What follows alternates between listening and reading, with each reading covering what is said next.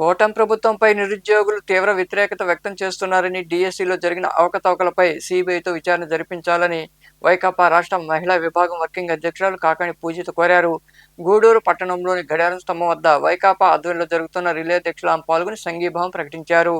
గూడూరు పట్టణంలోని గడియారం స్తంభం వద్ద వైకాపా నియోజకవర్గ ఇన్ఛార్జి బూదూరు గురవయ్య ఆధ్వర్యంలో జరుగుతున్న రిలే దీక్షలు శనివారానికి 3వ రోజుకు చేరుకున్నాయి. ఈ రిలే దీక్షలకు వైకాపా రాష్ట్ర మహిళా వర్కింగ్ అధ్యక్షురాలు కాకాణి పూజిత హాజరై మద్దతు ప్రకటించారు. స్థానిక నాయకులతో మాట్లాడారు. ఈ సందర్భంగా కాకాణి పూజిత మాట్లాడుతూ యువతకు అండగా జగన్మోహన్ రెడ్డి ఉన్నారన్నారు. యువత తలుచుకుంటే కేంద్ర మంత్రితోనే రాజీనామా చేయించారని గుర్తు చేశారు.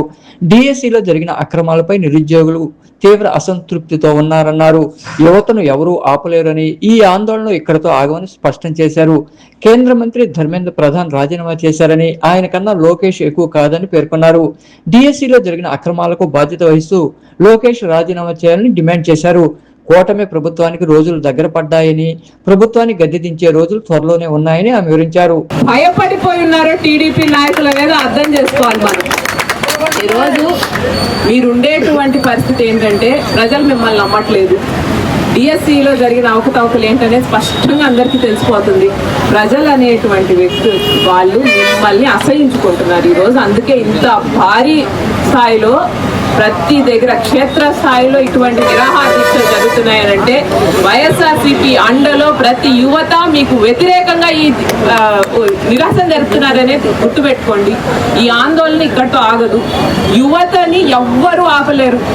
ప్రధానమంత్రికి సంబంధించినటువంటి క్యాబినెట్ లోనిటువంటి మంత్రినే రిజైన్ చేయించగలిగేటువంటి శక్తి మన యువతకు ఉందనేది ఖచ్చితంగా ఈరోజు చంద్రబాబు నాయుడు గారు కానీ లోకేష్ గాని గమనించాలి.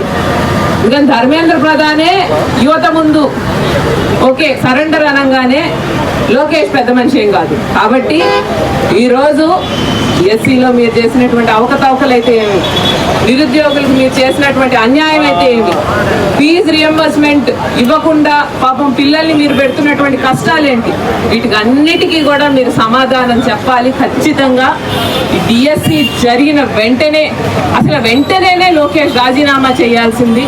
ఎందుకంటే పిల్లల భవిష్యత్తు ఇది తమాషా విషయం కాదు. ఖచ్చితంగా పిల్లల భవిష్యత్తుని ఇంత నిర్లక్ష్యంగా మీకు ఏదో స్వలాభం కలగడానికి మీ వాళ్ళని పైకి తెచ్చుకోవడానికి వాడుకున్నారు అని అంటే పిల్లల కళల్ని ఆ మనిషి ఆ పొజిషన్లో ఉండేందుకు అర్హత లేని మనిషి. సో వెంటనే విద్యాశాఖ మంత్రి లోకేష్ రాజీనామా చేసి అటే సిబిఐ ఇన్వెస్టిగేషన్ జరిగి మిగిలిన ఎవరెవరైతే ఈ తప్పులు చేశారో ఇంకా పలువురు మాట్లాడారు. మీ కొడుకులని ఎక్కువగా ప్రోత్సహిస్తా ఉన్నారు. మీరు అది పక్కన పెట్టి ఇక్కడ అన్యాయం జరిగిందని మీకు తెలియపరుస్తున్నాం. లోకేష్ బాబు గారు మీరు ఒక ఛాలెంజ్ చేశారు మా జగన్మోహన్ రెడ్డి మీద. నేను తప్పు చేస్తుంటే ఎక్కడికైనా సిద్ధము, ఎక్కడికైనా చర్చ జరిపిస్తానని అన్నారు. మీరు మా జగన్మోహన్ రెడ్డి గారికి సవాల్ ఇస్తాల్సిన అవసరం లేదు. ఇక్కడ మా నెల్లూరులో ఉన్న ఎమ్మెల్సీ పర్వతిరెడ్డి చంద్రశేఖర్ అన్న గారికి వచ్చి మీరు చర్చకి రెడీ అయితే నేను సిద్ధమని తెలియపరుస్తున్నాం.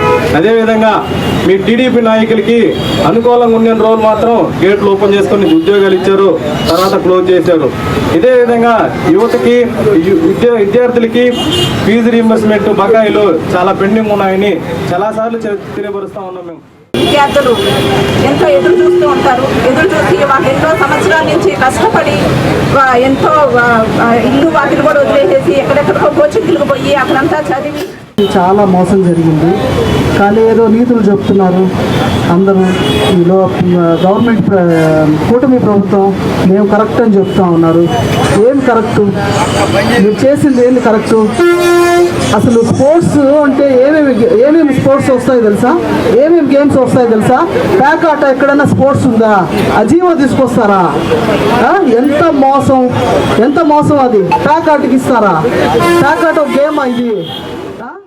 ఎన్నో అవకతవకలను పాల్పట్టి మెగా డిఎస్సి అని పేరు పెట్టి అనేక అవకతవకలను పాల్పడింది. కాబట్టి ఈరోజు ఈ పోరాటం చేసిన వ్యక్తి వారు రాజీనామా చేయాలని కోరుకుంటూ ఉద్యోగం లేక తన కుటుంబాన్ని పోషించుకోలేని పరిస్థితుల్లో కొంతమంది ఉంటే వీళ్ళందరికీ మేము మంచి హామీ ఇచ్చి మేము ప్రతి నెల నిరుద్యోగ వృత్తి ఇస్తామని చెప్పినటువంటి పెద్దలు మాట తప్పారనేటువంటి విషయాన్ని మనందరం కూడా గుర్తించాలి.